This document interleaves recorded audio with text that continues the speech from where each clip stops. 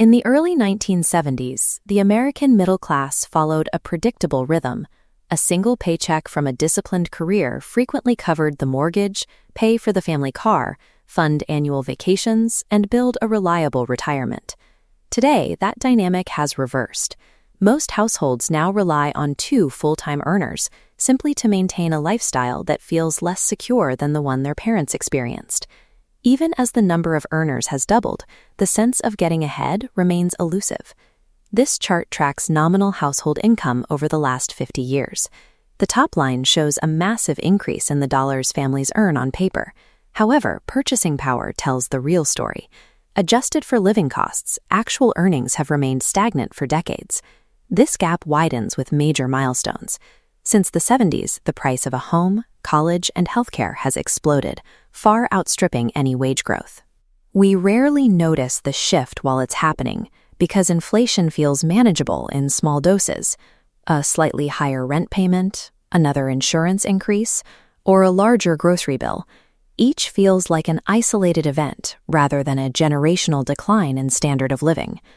Earning more money becomes functionally meaningless when the cost of basic financial milestones compounds faster than a family's paycheck.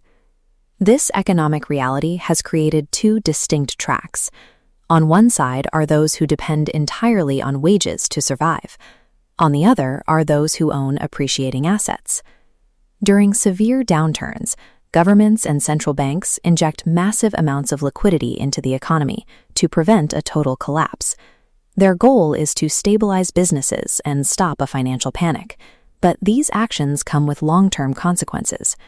When an increased money supply chases the same amount of goods and services, the price of everything from gas to groceries begins to surge. This reduces the purchasing power of the dollars sitting in a savings account.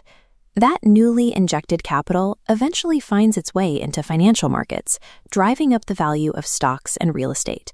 These assets capture the incoming liquidity and appreciate rapidly, while the average worker negotiates a salary increase that fails to keep pace with the rising costs of daily life. This widening divide is a structural result of the way we manage economic recoveries.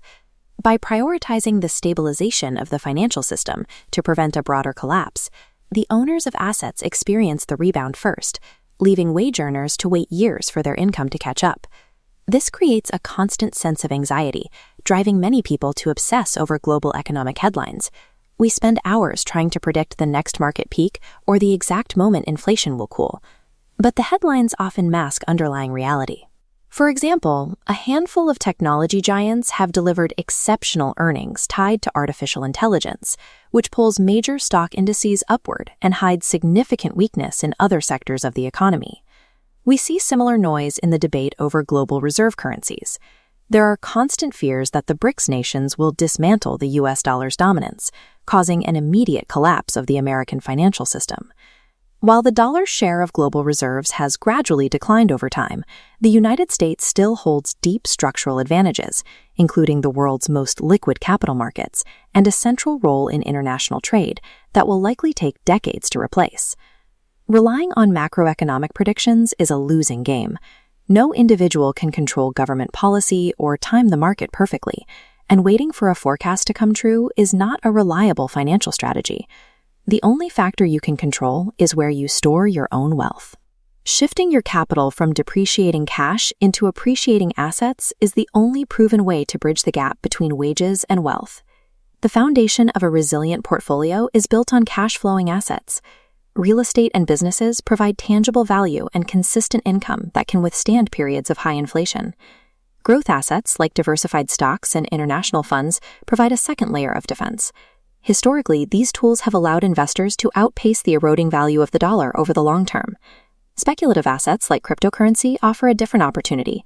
While highly volatile, they can produce significant gains during market cycles, gains that should be captured and redirected into more stable, income-producing investments.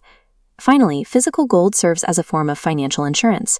It produces no earnings, but it has a centuries-long history of preserving purchasing power during periods of extreme currency instability and economic fear. True security isn't about correctly guessing the next recession. It's about building a diversified portfolio that is designed to outlast any economic cycle.